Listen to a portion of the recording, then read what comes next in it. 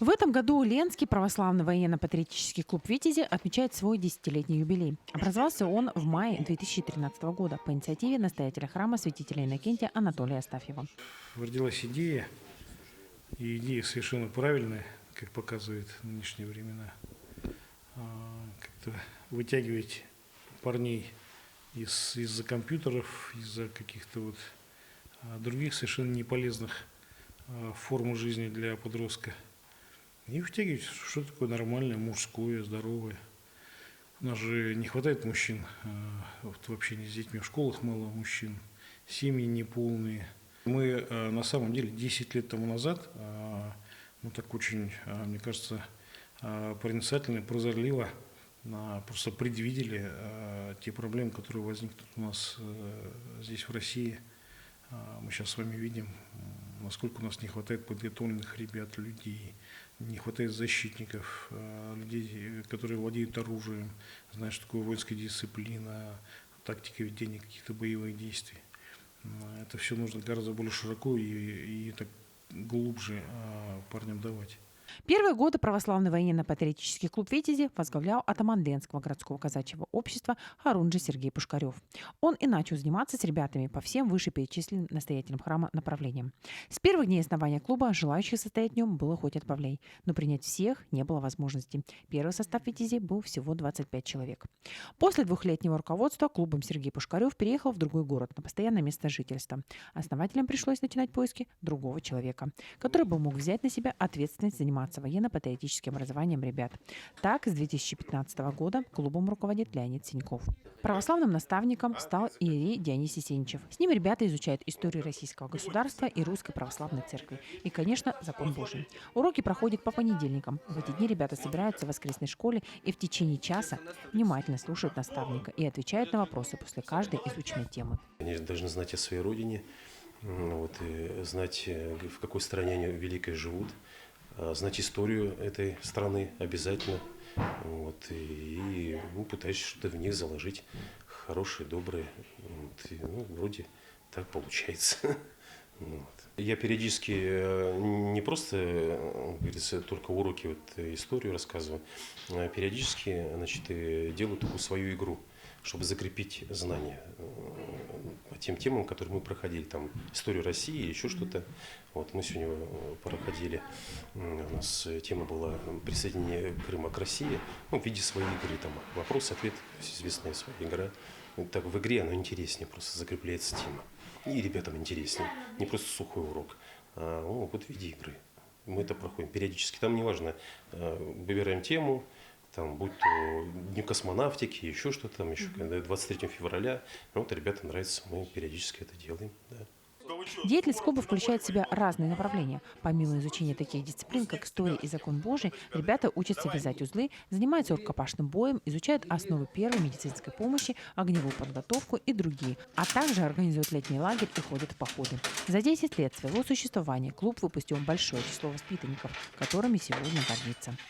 Меня пригласили в поход, я сходил, мне очень понравилось, так как когда, я хорошо сейчас помню этот день, меня пригласили, мы тут все собрались, то есть на части церкви, сели в автобус и поехали в Нюзюню. И там на самом деле было очень интересно, потому что для меня это был опыт, так как мы жили в палатках, у нас было много-много интересных задач, мы там учились, фланкировали, тогда мне и начала нравиться фланкировка.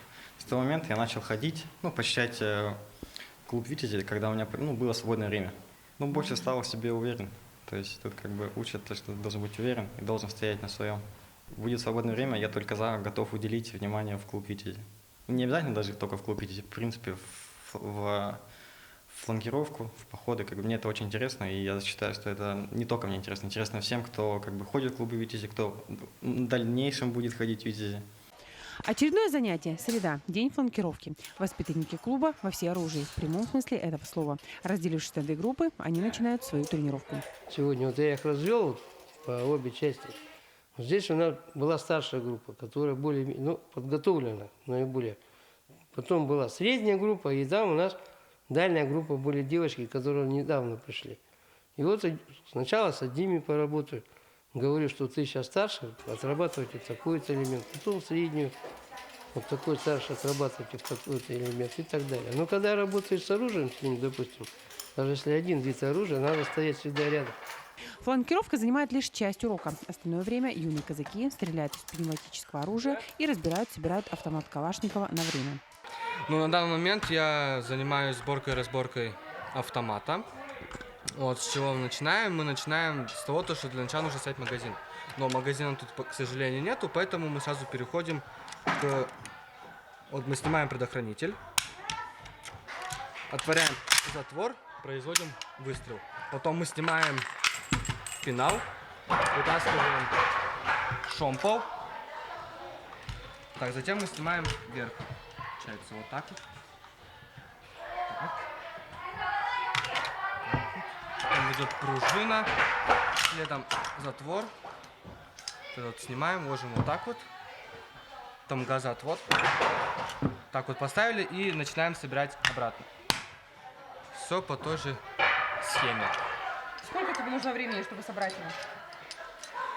Ну, вообще я сейчас мало практикуюсь по сборке и разборке.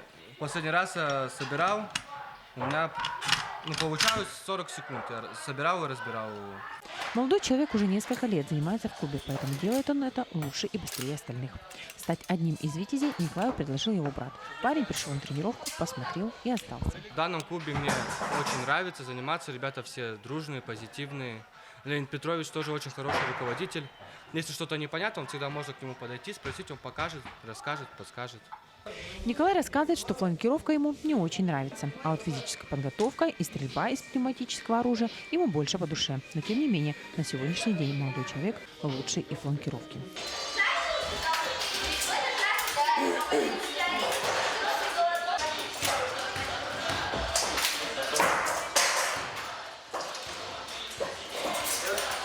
Богдан Серкин посещает клуб только год. Желание у мальчика научиться всему, поэтому он упорно трудится, и у него уже начинает немного получаться.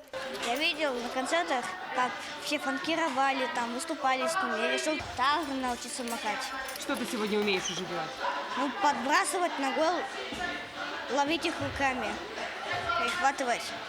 Леонид Петрович рассказывает, что не у всех ребят сразу получается повторить все элементы. Многим требуются недели и даже месяцы. Но есть и такие, кто схватывает на лету. Индивидуальное качество тоже много значит. Есть ребята, которые вот он элемент раз, вот, например, Курочкин Арсений. Ну, у него как бы талант к этому. Он элемент увидел, он туда-сюда раз поглядел, и он у него пошел. А некоторым надо это же упражнение разучить нам. Если Арсению, скажем, надо 3 занятия посвятить, этому надо там 4, может даже месяц.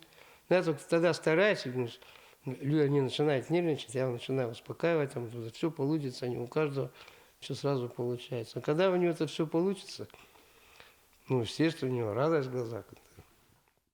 Элементы действительно очень сложные, и неудивительно, что ребятам требуется время. Пока наша съемочная группа находилась в зале с ребятами, палки, которыми для безопасности тренируются начинающие казаки, и чехлы от шашек только успевали громко падать на пол. Кто-то из ребят подкидывал высоко, но ловил. Это тоже считалось ошибкой. В фланкировке нужно учитывать все, и высоту помещения тоже. Дети не расстраивались и снова поднимали оружие и продолжали дальше тренироваться. Посещает военно-патриотический клуб не только парни, но и девушки.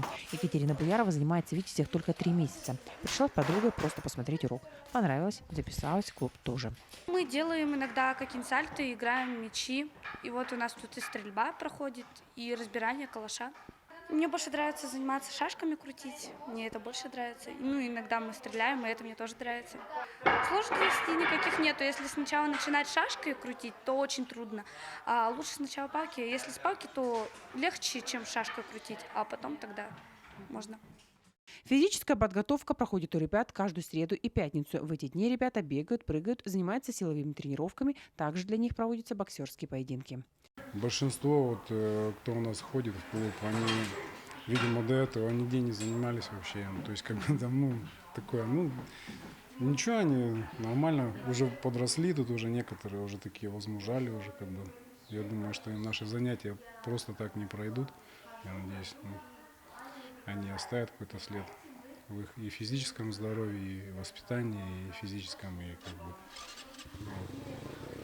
в дальнейшей жизни просто. Даем просто азы ребятишкам просто как бы, будущим мужчинам, будущим, я надеюсь, воинам, которые все, ну, то есть, должны пройти через там службу в армии. Это просто у нас очень многие ребята, которые здесь были, в том числе мой старший сын, он был у истоков этого клуба. И вот он уже отслужил в армии, уже там заканчивает университет сейчас после службы в армии, как бы. И, вот, за это все время ребята у нас уже несколько человек подготовленные ушли просто уже в армию и как бы вернулись, уже нормально отслужили.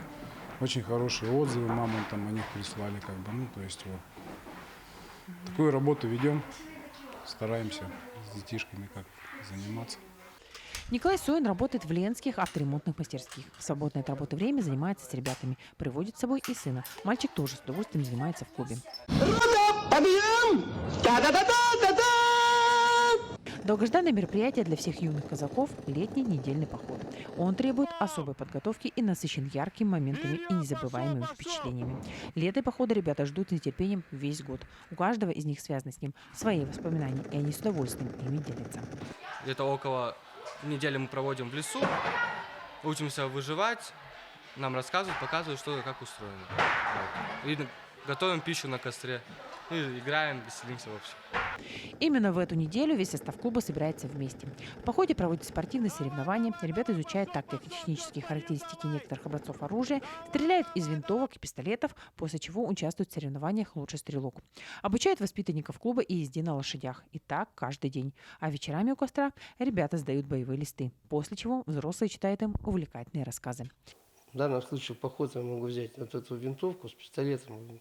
Шашки уже с собой не берем. А там они бегают, прыгают. Мы как-то ходили в поход вот сюда, в карьер, они там по веревке поднимались. Там высокая такая горка. То есть учили, как надо ходить. В последнее время у нас есть и такой шатер. Мы как бы его приспособили под столовую. То есть даже дождь идет, если вот ребята сидят там в этом шатре, кушают. Потом прошли, там в палатку сели. Ну, и, естественно, основная задача – это взаимовыручка во время похода, потому что преодолеть какое-то препятствие, они обязаны просто, мы их обязаны научить помогать друг другу. То есть, когда есть коллектив, когда есть коллективизм, когда есть чувство товарищества, то тогда это и есть как раз рабочий коллектив. Дисциплина у витязей такая же строгая, как у солдат. Расслабиться здесь не получится. Именно она учит ребят быть настоящими мужчинами, сильными, смелыми, в любой момент умевшими постоять за себя и своих близких. Настоятель храма святителя Иннокентия Анатолий Астафьев, иерей Денис Есеничев, Леонид Синьков и Николай Соин. Все эти люди посвятили 10 лет своей жизни клубу. Все это время они безвозмездно, по зову сердца, работали с ребятами и присваивали им качества, присущие настоящему мужчине. Ведь все они и являются примером для своих воспитанников смелости, честности, любви к родине, своим близким. Сегодня в составе клуба более 20 ребят, но желающие пополнить ряды юных казаков могут сделать это в любое время. А также организаторы приглашают мужчин из различных силовых структур посетить клуб, пообщаться с ребятами и вложить в них свои знания и умения, которые в будущем юным казакам обязательно пригодятся.